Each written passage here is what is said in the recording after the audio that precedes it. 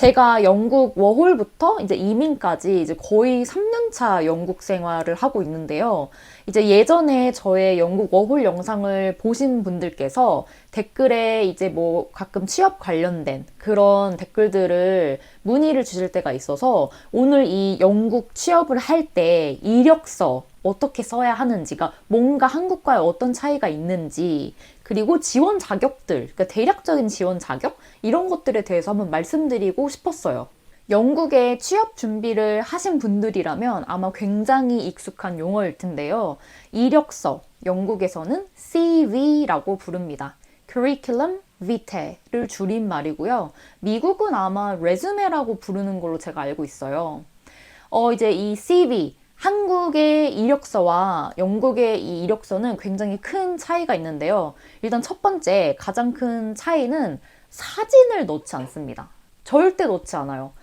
제가 한국에 있을 당시에 뭐 해외 취업 도움을 준다 해서 그런 강의 같은 거 한번 들어본 적이 있었는데 그때 제공받았던 그 이력서, CV 템플릿이 사진을 부착하게끔 되어 있더라고요. 근데 영국 CV에서는 거의 대부분 모두 사진을 붙이지 않는다고 생각하시면 돼요. 캔바나 이런 데서 이력서 뭐 템플릿 같은 거를 찾아보시면 요즘은 또 사진을 붙이는 양식들도 꽤 있는 것 같은데 어쨌든 사진을 거의 쓰지 않는다. 않는 게 보편화되어 있다. 이렇게 생각하시면 될 것 같아요.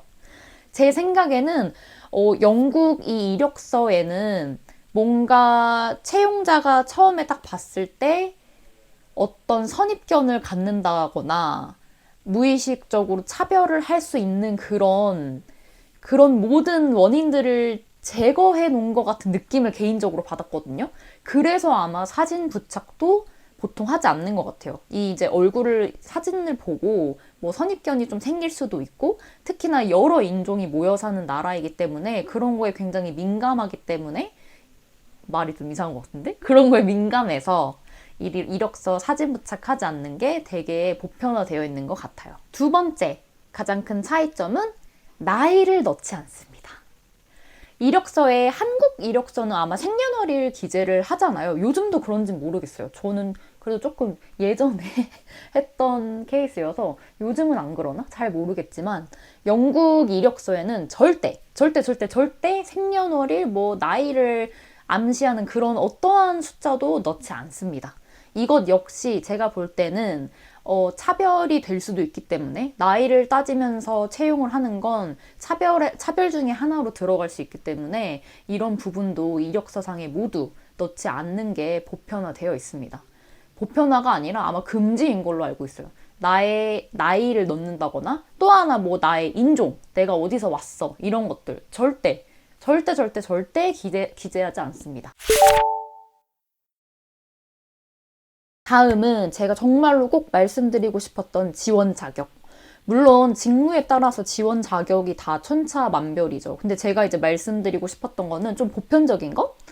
예를 들면 뭔가 내가 뭐 과거에 아팠던 기록이 있었다. 그래서 이런 게 혹시 취업에 영향을 미칠까? 전혀 미치지 않습니다. 전혀 걱정하지 않으셔도 돼요.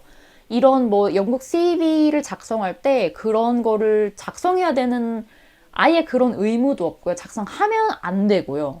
안 되고 이걸 회사가 물어볼 수도 없어요. 이걸 만약에 물어본 게 발각이 되면 큰 차별이나 이런 거에 해당하기 때문에 회사에 문제가 크게 돼요. 그래서 그런 것들을 전혀 걱정하지 않으셔도 돼요. 오히려 영국 회사에서는 이력서 뭐 온라인 지원하는 폼이 있다 이런 걸 하다 보면 밑에 뭐 그런 걸 물어보는 게 항상 거의 있어요. 뭐 혹시 이 면접을 진행하는 중에 좀 어시스턴트가 필요하냐? 뭐 내가 몸이 안 좋아서 휠체어를 탈 수도 있고 이런 부분들에 있어서 뭔가 도움이 필요하냐? 이런 것들을 항상 물어보거든요. 그러니까 이런 거를 챙겨줄 정도이기 때문에 절대 나의 전에 뭐 과거 병력 이런 게 영향을 미칠까? 이런 걱정은 내려두셔도 됩니다. 절대 안 하셔도 돼요. 이런 질문들을 가끔 받을 때 너무 마음이 아팠어요. 이런 뭐 나의 과거 병력이 혹시나 이 취업에 문제가 될까? 하면 안 될까? 전혀 걱정하지 않으셔도 됩니다. 또 하나 말씀드리고 싶었던 게 아마 이건 사실 직무에 따라서 당연히 너무나 다르겠지만, 뭐 예를 들어서 내가 대학 졸업장이 없다. 아니면 이 내가 지원하려는 직무와 관련이 없는 전공 졸업장이다 해서 취업을 포기하시는 거는 추천하지 않습니다.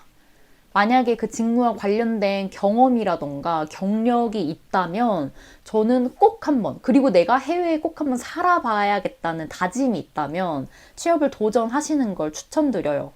오, 물론 예를 들어서 막 AI 관련된 그런 뭔가 IT에 엄청난 기술을 원하는 직무이다. 그런 직무들은 보통 정말 뭐 박사학위까지 요구를 하는 곳들이 있는 걸로 알고 있거든요. 뭐 그런 건 사실 어쩔 수 없지만 그렇지 않은 직무들도 분명히 있을 거예요. 내가 관련된 경험이나 그 경력이 있다면 지원 가능한 직무들이 분명히 많다고 저는 생각을 하기 때문에 내가 뭐 관련된 졸업장이 없다. 아니면 심지어 뭐 대학 졸업장이 없다. 그래서 그 해외 취업을 포기해야 할까? 이거에서 너무 망설이지 않으셨으면 좋겠어요. 저도 예를 들어서 저는 원래 아동학과 전공자입니다. 아동학과를 졸업해서 언어에 관심이 많아지면서 이렇게 오다 보니까 지금은 이제 QA를 하고 있잖아요. 이렇게 어디로 튈지 몰라요. 그리고 제가 해외에서 취업을 하면서 느꼈던 게, 그러니까 이거는 아마 제 개인적인 경험인데, 뭔가 조금 더 직무가 많다고 저는 느껴졌거든요. 이런 해외 링크드인이나 이런 구직 사이트를 봤을 때, 그런 생각이 들었어요. 그래서 한국에서 뭔가 내가 알고 있는 직무보다 훨씬 더 다양한 직무들이 있구나. 그래서 좀 되게 흥미로운 직무들이 많다. 이런 생각을 많이 해봤기 때문에 해외 구직 사이트를 보시면서 이런 것도 한번 보시고 이제 뭐 해외에 살아보겠다. 이 다짐이 있으시다면, 취업을 하고 싶으시다면 그런 것도 저는 나쁘지 않다고 생각을 합니다. 그래서 너무 나의 그 뭔가 학력사항에 발이 묶여서 못하는 건 아닐까? 너무 큰 걱정은 하지 않으셨으면 좋겠어요. 그래서 한국의 이력서가 영국의 CV랑 비슷한 거라고 보시면 되고, 한국의 자기소개서가 영국에선 커버레터라고 보시면 되거든요. 그런데 이제 CV 작성 팁이라고 해야 되나? 근데 저도 사실 CV를 직무마다 일단 엄청나게 계속 변하고 정말 버전이 한 몇 개가 있는지 모르겠어요. 제가 이렇게 쫙 폴더로 만들어 봤는데, 네, 하여튼.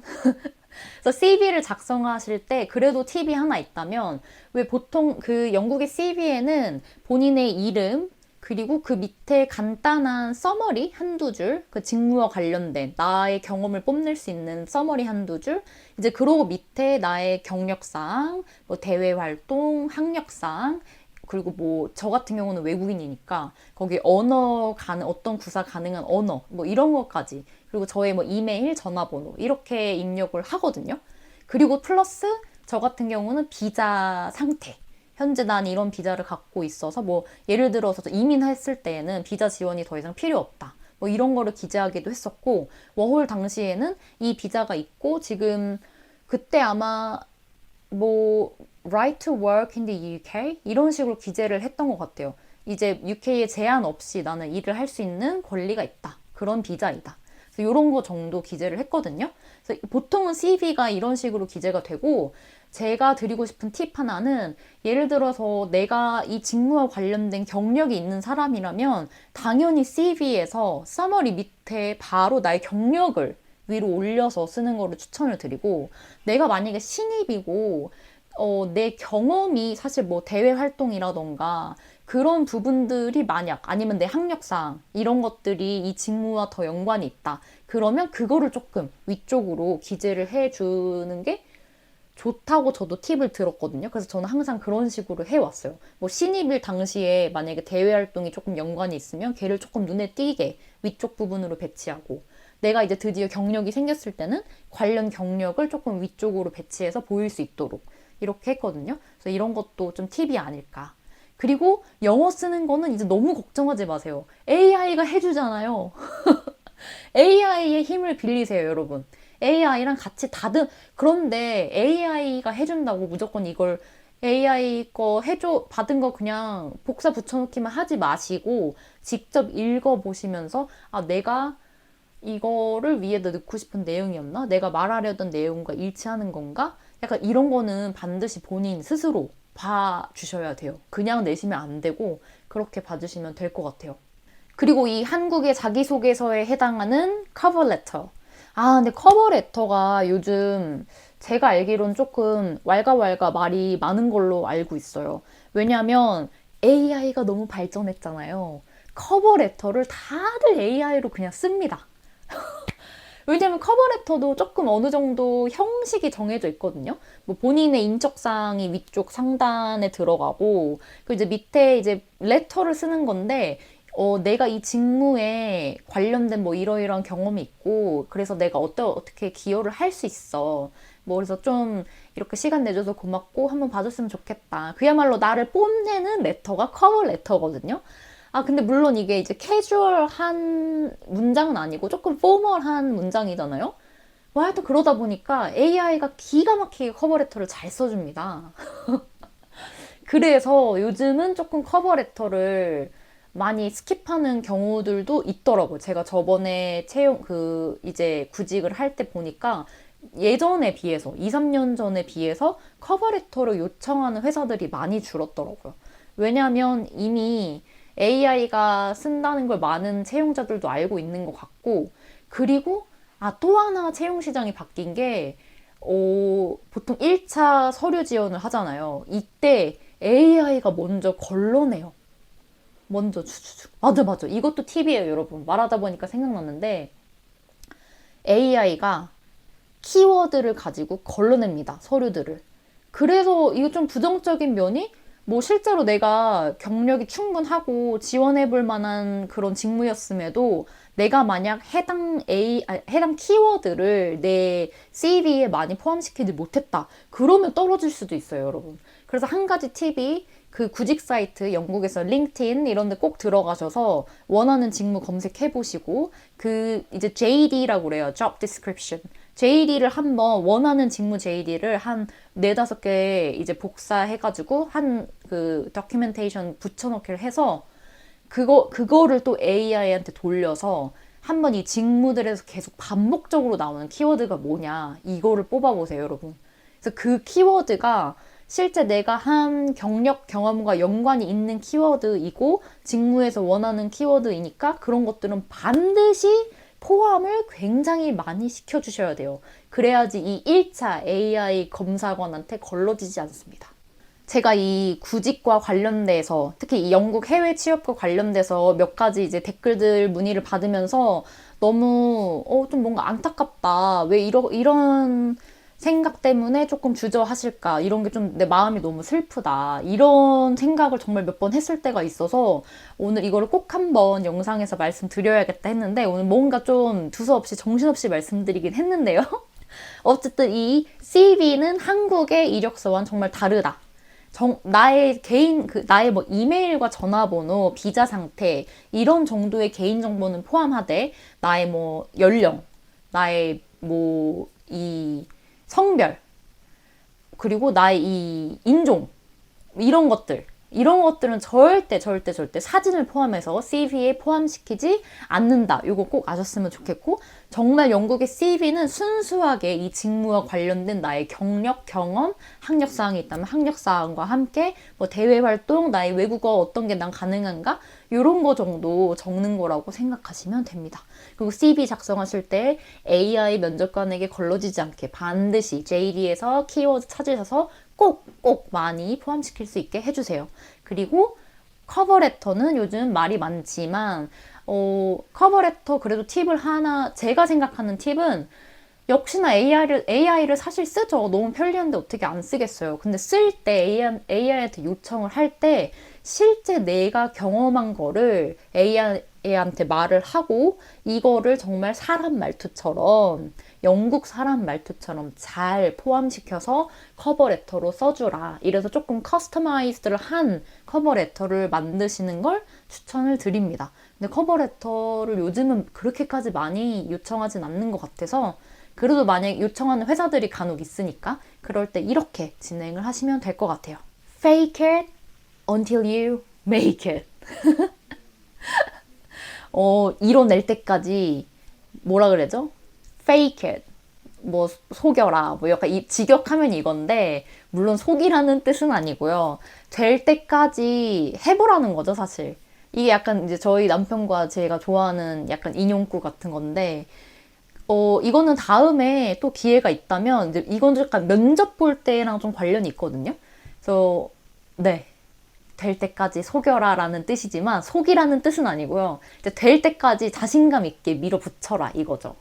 그래서 만약에 해외살이를 결정을 하셨고 내가 해외 취업을 해보겠다, 특히 영국에서 해보겠다 하시면 너무 많은 것에 뭐 고민하고 발목 잡히고 이렇게 하지 마시고 내가 원하는 직무와 관련된 경력이나 경험을 조금이라도 많이 쌓으려고 노력을 하셔서 이걸 내가 어떻게 내 CV에 잘 녹여낼까 요거를 고민을 하시면 좋을 것 같아요.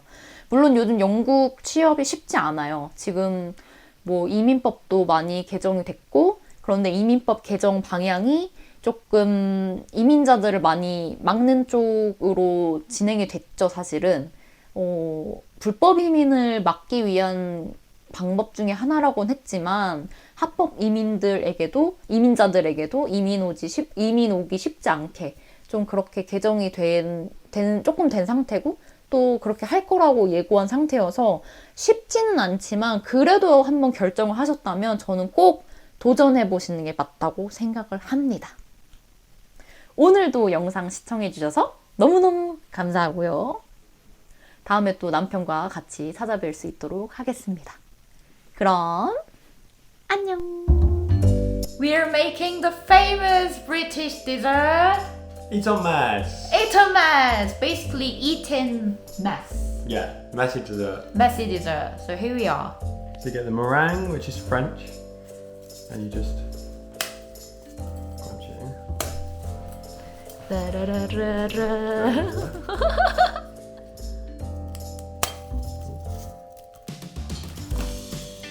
Shake it, mix it. I don't know, to me It's my first try. Does it eat like this? You have to put it all over your face first, YouTube. on your nose. See? 맛있어, 대박. Try. It's worth to try. Just the one. Wow, you like some British food. That's good. For the first time. I think so.